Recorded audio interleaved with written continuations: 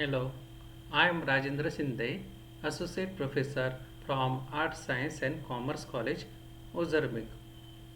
Here, one text is prescribed for your revised syllabus and its title is Linguistics and Introduction. It is prescribed for the whole academic year.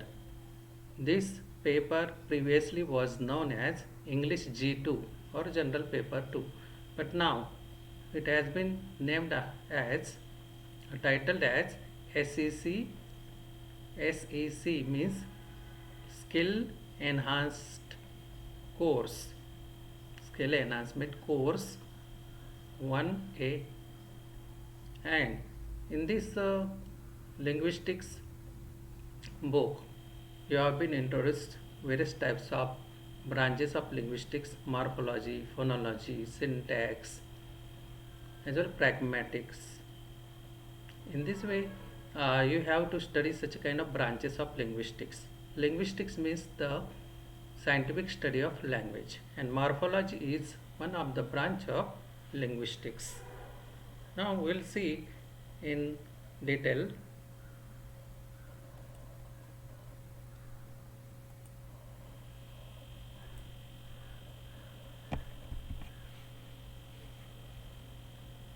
Topics prescribed from this unit, from the unit morphology. First one is, what is morphology? Concept of morpheme, allomorph, types of morphemes. There are two types of morphemes: free morphemes and bound morphemes. And there are subtypes of free morphemes. First one is A, lexical morpheme; B, grammatical or functional morpheme. Second major type of the morphemes is bound morphemes. There are two subtypes of bound morphemes. First one is inflectional morphemes. Second one is derivational suffixes or derivational morphemes. Now morphemes, bound morphemes are prefixes and suffixes. That's why derivational suffixes is used. Now there is another topic in under this section or unit is prefixes and suffixes and borrowing. Now morphology. Most languages of the world contain words. The words are meaningful units. Now what is morphology? First definition is, morphology is the study of the investigation, analysis and description of the structure of the words in a given language. Morphology is the study of the parts that a word is made up of. These are two definitions of morphology. In short, morphology is the study of the structure of words of any language. But we are going to study the words from English language, systematic study, scientific study of the words, how they are combined together or how various types of units are here brought together and made a word. Now it is also the study of the parts of the word. Now the term first, its origin, morphology.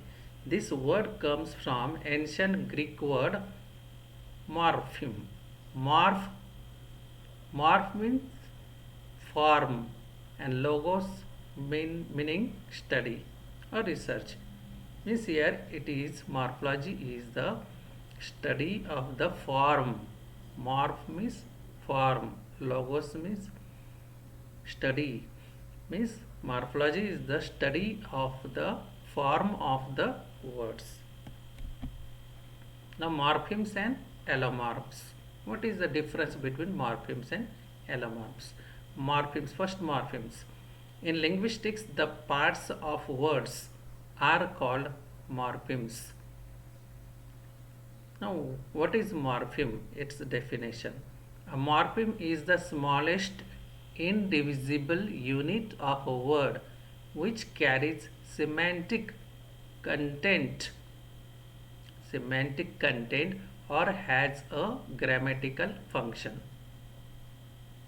Second definition is of morpheme is a morpheme is a minimal meaningful unit of a language. Means here what is morpheme? It is the smallest but undividable, undivisible, okay, inseparable unit of a word, and that smallest unit has meaning. Semantic content means meaning its own, and it also has the grammatical function. We'll see in some examples. Means what is morpheme? It is a unit that studies the part of the word or meaningful unit of a language. Example, for example, one word is there, unachievable, but one word is made up of three morphemes: un, then achieve, and able. These three units are brought together and one word is there. Now the basic word is achieve, base word is achieve. Un is attached, it is prefix, it is also morpheme, and this morpheme makes the word negative. Un, able, achievable. Achievable means that can be achieved. Achieve is a verb, un is prefix, able is suffix. Means there are three morphemes: un, achieve, able. Second example, unable, unable. These are two morphemes in this word. Now third example is disagreement. Disagree and ment. These are three morphemes in this word. Fourth, laptop. There are two morphemes, lap and top. Now there are so many words that are made up of 2, 3, 4, 5 or several morphemes. Means a single word is made up of one or more morphemes. For example, words are given and number of morphemes, and in third column morphemes are there. Word vigorous. There are two morphemes, vigor and us. Vigor is main morpheme, us is suffix. Means there are two morphemes in vigorous word. Now repeat. We can also pit. Pit has no its own meaning. Repeat, there is only one morpheme. Displease, dis and please. These are two morphemes. Mobile. Mobile cannot be divided into two parts or three parts. It is a single morpheme. Mobile. Creation. There are two morphemes, create and shun, T-I-O-N. Devaluation. There are four morphemes. D, it is suffix, value is main morpheme, then devaluate, value, and shun, devaluation. Just like the value 8 and shun, T-I-O-N. Value is the major morpheme, T is the prefix, 8 and T-I-O-N, shun are these suffixes. In this way there are four morphemes in devaluation. Dissatisfaction, or here one example is there, dissatisfied. There are three morphemes. Satisfy is main morpheme, then dis is added before satisfy, it is prefix, and IED added after the main morpheme satisfy. That's why dis, satisfy and IED. These are three morphemes in this word dissatisfied. Now we have seen what is morpheme, their examples. Now allomorphs. Allomorphs A single morpheme may have different phonological realization, that it may be pronounced in different ways. The plural marker S in English, when attached to and separated from a noun, the morpheme conveys the information about the noun being plural. When it is attached to the words, for example, cat, boy, horse, s is added and they become plural nouns. Cat is singular, if s is added, it is plural. Boy is singular, s is added, it becomes plural. And horse is singular, s is added, it becomes plural. Means s letter or morpheme makes these nouns plurals. That's why S is called as a plural marker.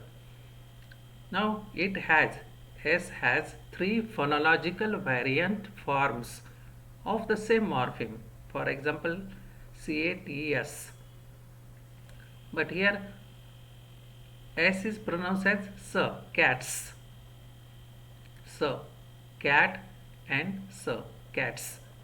Means plural marker S is pronounced as S. But boy, S is added, not boys, but boys. Z, S is pronounced as Z. Boys. Horse, S is added, but S is pronounced as is. Horses, is. Okay. Past, now this is about plural marker S. In cars, cats, cars, boys, Z. In boy, S is added, Z has three variations, S, Z and is.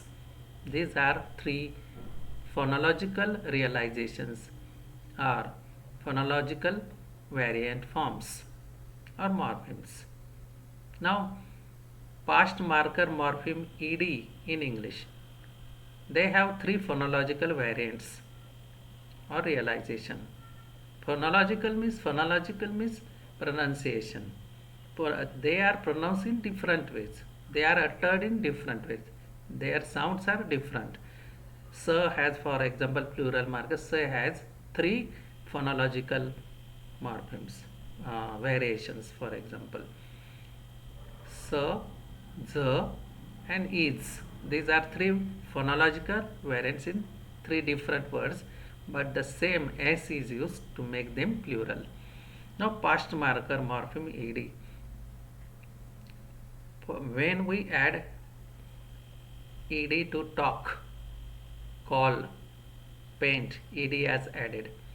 But in talk, ed is pronounced as t, talked, not talked, but talked. Call, ed is pronounced as d, called. It is pronounced as d, called. Paint, ed is pronounced in painted, not it is not pronounced as do or to, but ed. See, ed has three phonological variants. First one is t, as in talked. Ed is pronounced as d in cold or called. In it is pronounced ed in painted, not painted, but painted. Talked, called, painted. Allomorphs, the same is given in the chart or this graph. Allomorphs morpheme as plural marker. Morpheme S is added as a plural marker to car. So becomes S. So then in boys, S is added, it becomes Z. In horse, S becomes or S becomes is. In this way, this graph is very important to remember all these plural marker morpheme S and its phonological variation or allomorphs. just like ed as a past tense marker ed. When it is added to talk, it is pronounced as t. When it is added to paint, ed is pronounced as id. Painted, talk, talked, and call, ed is added, it is pronounced as the, called. In this way, this you should remember this very effectively in this form of graph. Now, types of morphemes, once again we will conclude. There are two major types of morphemes, pre-morpheme and bound morphemes of morpheme, and there are also subtypes of pre-morpheme and bound morpheme each. Pre-morpheme has two subtypes, lexical morpheme and grammatical or functional morpheme. Bound morpheme also has two subtypes, inflectional and derivational morphemes. In this way, we have seen what is morphology, morpheme, allomorph. Allomorph is the variation, phonological variation or variant or pronunciation of the same morpheme when they are nouns are made plural, as well as in past tense how they are pronounced in different ways. Thank you very much.